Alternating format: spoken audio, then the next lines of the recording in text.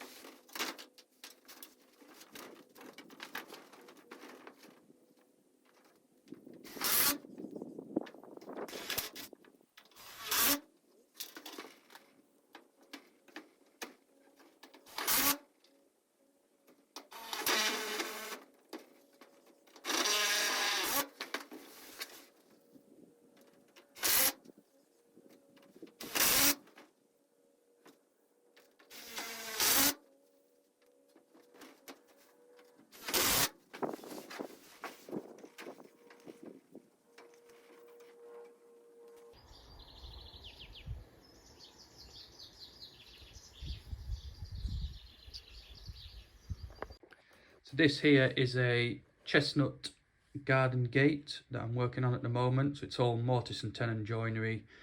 Quite a nice little project to be working on. All of the wood is locally sourced, so I get it from a sawmill not 5 miles down the road, and he also sources all of his timber locally, so that's pretty cool. Yeah, so here we've got the hardware that I'm going to attach the gate to the gate post with. Pretty simple really, you know, some pretty decent sized screws, 40mm screws that are going to hold that together, because there is some weight in the gate, so hopefully that'll be more than enough to hold it. So another cool project that we've got coming up is a stable door. So this is for quite a big old property where we're going to be doing quite a lot, including front door, windows, potentially a 3-tier staircase. So that's going to be really fun. There's all the floors to do there as well. So this is hopefully going to be an ongoing project for the next year or so. So that's really cool. I've got some of the wood for it already rough cut to size, and I've put it on the rack just so that it can acclimatise for now. So we'll be working on that hopefully in the next few weeks.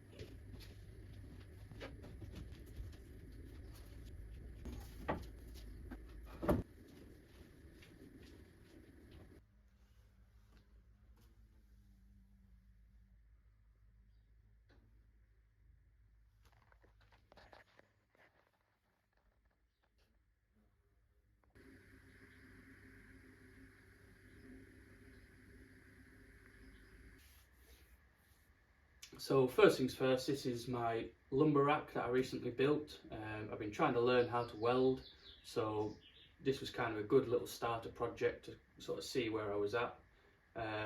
It's basically just some old metal frames, and then I've come and added these sort of supports in so that it keeps the wood off the floor nice and dry, and it lets the wood acclimatise to the workshop a little bit. So what I tend to do is keep wood on here that I'm using for projects, so I'll rough cut it, put it on here for a few days, couple of weeks maybe, and then move on to the next stages. So this is the 1950s or late 50s, early 60s HD bandsaw.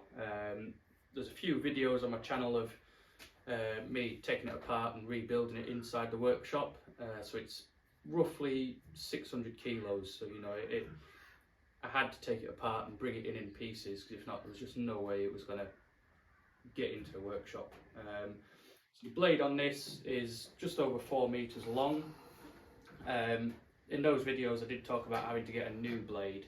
I still haven't. I've sort of had a go at filing this one myself, and it does cut, you know, it does cut, but I think either a new blade or having it professionally sharpened will definitely improve the sort of the quality of the cut, and that it, you know, it maybe won't struggle as much through some harder timber. Yeah, but absolutely love this machine. Like I said, I've been testing a few pieces on it. Yeah, hopefully I can use it on quite a few more projects. So one of the things that I forgot to show in the videos when I was rebuilding this was that it has a tilting bed. So the bed on this is obviously cast iron, and it's 3 foot by 3 foot, so it's got a massive bed on it. And it's super easy to tilt, you know, even one-handed. It's just so smooth. So moving on, this is the 1996 Electra Beckham planer thicknesser. It's a 10-inch planer thicknesser, so you are kind of limited on the, you know, the size wood that you can put through it. But for anything I'm doing at the moment, it is absolutely brilliant. I do take it apart maybe once a year and just clean everything out. I've replaced the belt, the drive belt on it, and also the blades. Pretty easy to get a hold of. It's exactly the same size as the more recent Metabo planer thicknesses, so all of the parts are all interchangeable, which is brilliant really. But yeah, solid piece of kit, cast iron. It's heavy, it's, you know, it's built to last, and the fact that it's nearly 30 years old now, I mean, same age as me, and it's in much better shape than I am. So, you know, they knew how to build things back in the day. So next to the planer thicknesser, we've got the dust extractor.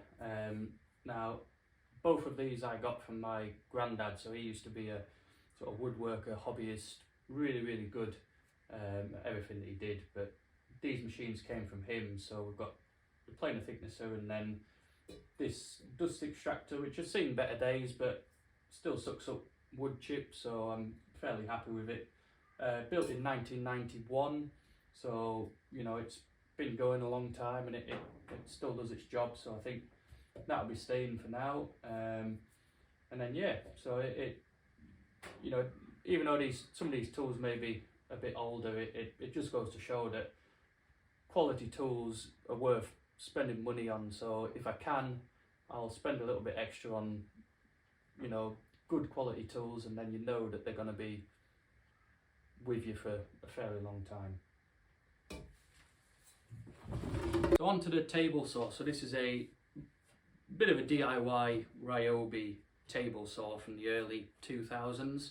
I think we got it for free, or it was either free or very cheap second hand. It's a bit beat up, and to be honest, if there's anything in the workshop that I would replace right now, it would be this. I made a few changes to it, so I've put a higher fence on. I've put a brand new blade on it. The blade itself is probably worth, you know, much more than the saw is, but when it comes down to it, you can put pretty much anything through, any piece of wood through, and it'll cut. It does lack in power a little bit, but then I think having a good quality saw blade definitely helps when using these kind of machines. So it's not great, but it does the job. So moving on to the 1999 Electric Beckham miter saw. So my uncle gave me this.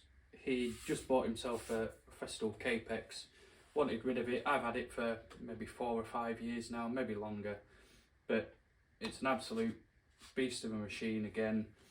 These old cast iron tools, you just can't beat them. I mean, it does everything that a more modern miter saw would do. I mean, it's got all of the compound angles, you know, it's maybe a little bit bulkier than the newer tools, but at the end of the day it cuts just as well.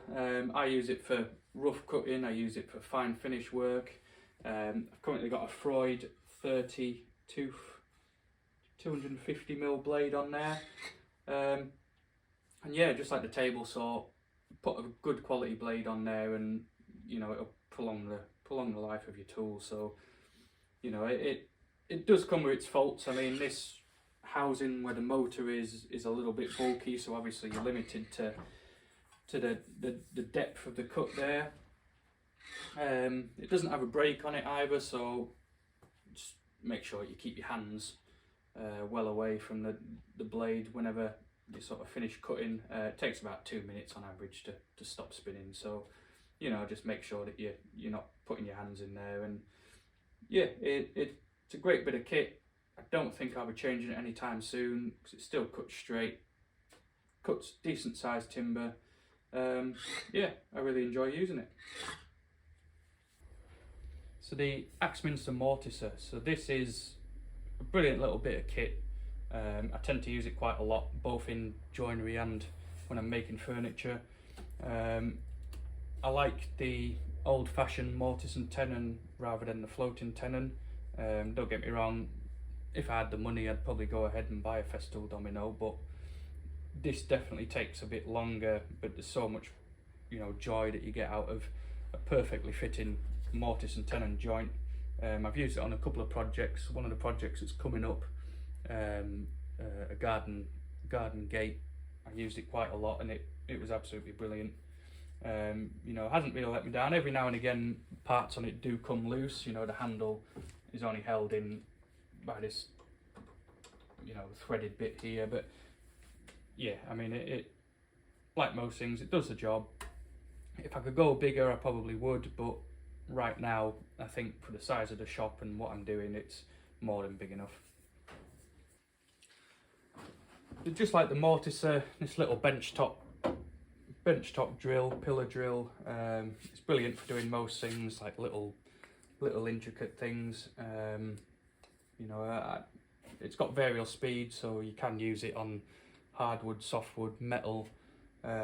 Yeah, brilliant little bit of kit. I use it quite a lot. Moving down the workbench here, we've got a Delta disc and belt sander. I do need to buy some new belts for this. I'm just trying to figure out what size they are at the moment.